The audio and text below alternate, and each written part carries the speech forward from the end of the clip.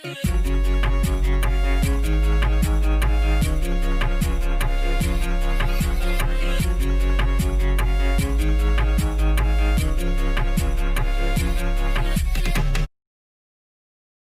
के हिंदुस्तान में अक्सर मुगलों के बारे में बहस होती है कि उन्होंने हिंदुओं के साथ मारकाट की और उन्हें जबरन मुस्लिम बनाया, औरतों को गुलाम बनाया, बच्चों को बेचा। लेकिन 72 फिरकों में बटा इस्लाम, जब भी इस्लाम की बात होती है तो सारे के सारे 72 फिरके एक आवाज में इस्लाम को सबसे शांतिप्रिय मजहब बताते हैं। शिया, सुन्नी, अहमदी, वहाबी जैसे 72 फिरकों में भले ही एक दूसरे को मुस्लिम ना माने, पर काफिरों के सामने हमेशा इस्लाम को सच्चा, शांति वाला और इंसानियत का मजहब बताया जाता है। वो इस्लाम को शांतिप्रिय मजहब बताने के लिए बड़े शान से कचरे वाली औरत, एक बुढ़िया और अनाथ बच्चे वाली कहानियां तो सुनाते हैं, लेकिन जब भी उनसे बात होती है बनु कुरैजा के बारे में तो उनकी जुबान पर ताला लग जाता है। अक्सर वो बनु कुरैजा वालों को गद्दार और इंसानियत के दुश्मन बताकर इस कहानी को रफा दफा कर देते हैं। लेकिन आइए हम जानते हैं इतिहास के पन्नों को पलटकर कि बनु कुरैजा के साथ में क्या हुआ और इस्लाम कितना शांतिप्रिय मजहब। तो मक्का में पैदा हुए पैगंबर मोहम्मद साहब ने जब नबूवत यानी खुद को पैगंबर बताया तो मक्का के लोगों ने उनका विरोध किया और इसी विरोध के कारण उन्हें अपने साथियों के साथ मदीना जाना पड़ा। उस समय मदीने में यहूदियों के 3 बड़े कबीले थे। मदीना के ये यहूदी कबीले ना सिर्फ खेती बाड़ी और दूसरी कलाओं में माहिर थे, बल्कि इन कबीलों में युद्ध लड़ने की भी जबरदस्त कला थी। ये बड़े योद्धा थे, ये अमीर और कारोबारी थे और किलों में रहा करते थे। और ये यहूदी कबीले इस्लाम के आने से पहले अरब के कबीलों जैसे कि बनु औस और बनु खजरत जैसे कबीलों की हर तरह से सहायता करते थे। यहूदी कबीलों ने मदीना वालों की कई बार जान भी बचाई थी। मतलब मदीना अलग अलग मजहब और पूजा पद्धति के बावजूद भी यहूदियों के साथ में मिलकर रहा करते थे। लेकिन मोहम्मद साहब के आने के बाद इन कबीलों में कुछ दूरियां आने लगी, क्योंकि मोहम्मद साहब ने तौरात, अंजिल जैसी किताबों से पढ़ने का मना किया और साथ ही यहूदियों को दूसरे दर्जे का नागरिक बताया। इन कबीलों की एकता को तोड़ने के लिए मोहम्मद साहब ने काबिन बिन अशरफ जैसे कुछ यहूदियों को जान से मरवा दिया, जिससे इन कबीलों में न सिर्फ दूरियां बढ़ी बल्कि यहूदियों में डर भी फैलने लगा। फिर गजवा बदर के बाद मुस्लिमों की ताकत बढ़ी। उन्होंने यहूदियों को डराना, लूटना शुरू कर दिया। फिर एक बार पैगंबर साहब ने यहूदी कबीले बनु कुनैखा को बुलाकर ये यहूदियों के गिरोह, या तो आप मुसलमान बन जाएं या फिर अपनी हालत कुरैशियों के जैसी करने के लिए तैयार रहें। लेकिन कुनैखा के बहादुरों ने बोला कि मोहम्मद साहब, आपने अभी जो जंग जीती है उस जंग के सिपाही नौसिखिए थे, किसान थे, मजदूर थे, उन्हें युद्ध लड़ने की कला का ज्ञान नहीं था। और बनु कुनैखा का हर जवान युद्ध लड़ने वाले सिपाही हैं, हम जंग लड़ने वाले योद्धा हैं। पैगंबर साहब ने जब यह जवाब सुना तो वो गुस्से में आग बबूला हो गए और उन्होंने बनु कुनैखा के खिलाफ जंग छेड़ दी। कुनैखा कबीला उस समय अपने किले में कैद था, तो वो युद्ध लड़ने के हालत में नहीं था और इसी वजह से उन्होंने मोहम्मद साहब के आगे सरेंडर कर दिया। कुनैखा ने सोचा कि पैगंबर साहब उन्हें माफ कर देंगे, लेकिन पैगंबर साहब उन्हें जान से मारना चाहते थे। लेकिन अरबी कबीले बनु खजरज के सरदार अब्दुल्ला बिन सलूल ने बनु कुनैखा के 400 आदमी व 300 औरतों के लिए यह कहते हुए जान की भीख मांगी कि इस यहूदी कबीले ने हमारी कई बार जान बचाई है। अब मोहम्मद साहब की सेना का बड़ा हिस्सा बनु खजरज कबीले का होने के कारण वो इन्हें नाराज नहीं कर सकते थे, लेकिन वो बनु कुनैखा को भी नहीं छोड़ सकते थे। तो इसलिए उन्होंने बनु कुनैखा को जान की भीख तो दी, लेकिन उन्हें मदीने से बाहर निकाल दिया, मदीने के अंदर प्रतिबंधित कर दिया। मतलब यहूदियों के 3 ताकतवर कबीलों में से एक कबीला अब मदीना के बाहर चला गया था।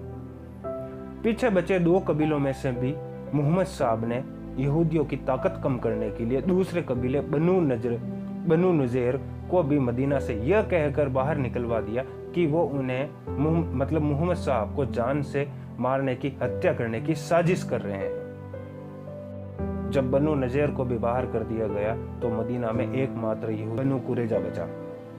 बनु कुरैजा कबीला भी मदीना का सबसे अमीर और कारोबारी कबीला था। उनके पास में अंगूर की खेती और कई सारे मवेशी थे, वो कारोबार किया करते थे और उनके माल पर मोहम्मद साहब की नज़र थी और वो उन यहूदियों को या तो मुसलमान बनाना चाहते थे या फिर उनको जान से मार देना चाहते थे। अब इसी बीच हाई बिन अख्तब, जो कि बनु नज़ीर का सरदार और मोहम्मद साहब का ससुर था, उसने मक्के के कुरैशी और गफ्तान कबीले को मोहम्मद साहब पर हमला करने के लिए राजी कर लिया। जब दोनों कबीले राजी हो गए तो फिर वो बनु कुरैजा के सरदार काब बिन असद को भी इसी बात पर राजी करने के लिए गया। हालांकि पहले बनु कुरैजा के सरदार काब बिन असद ने मना कर दिया, लेकिन बार बार मनाने के बाद में उन्होंने मोहम्मद साहब पर हमला करने की हामी भर दी।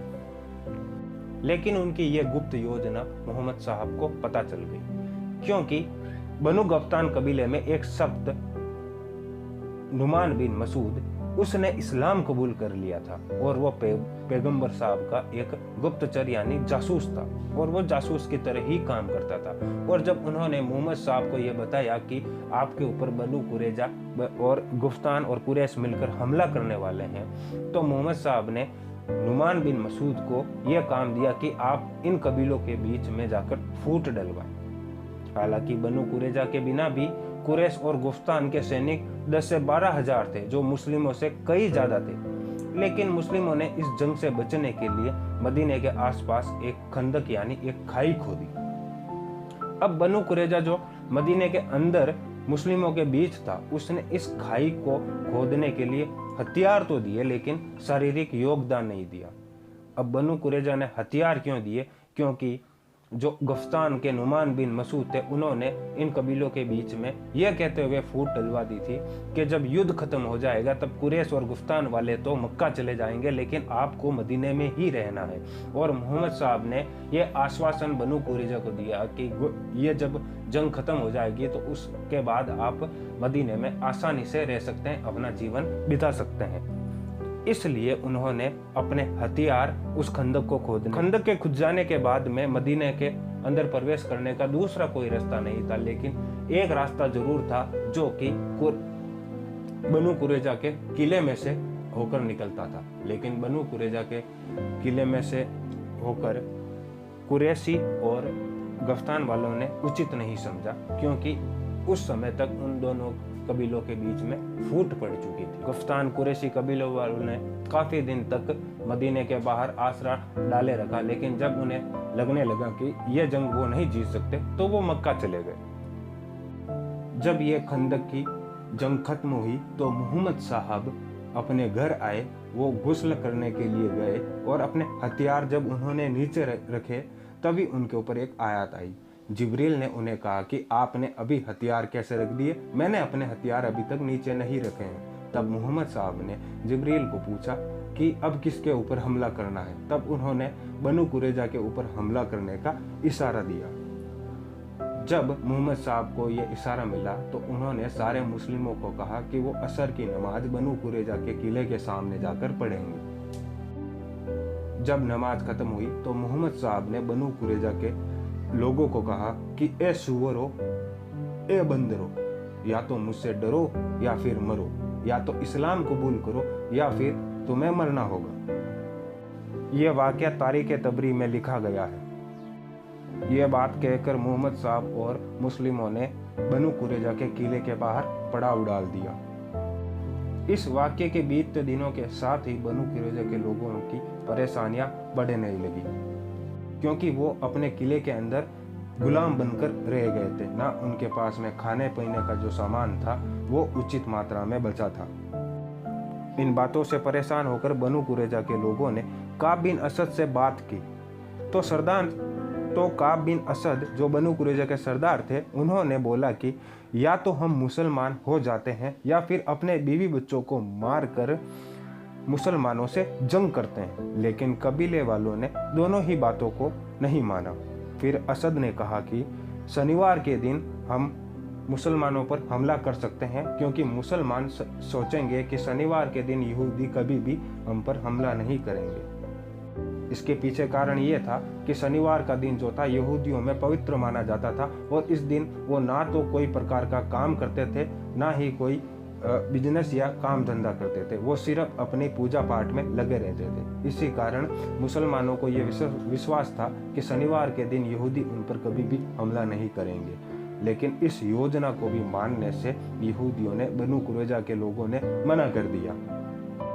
कोई रास्ता ना पाकर कबीले के सरदार ने अबू लिबाबा बिन अल मंजर को बातचीत के लिए अंदर बुलाना चाहा।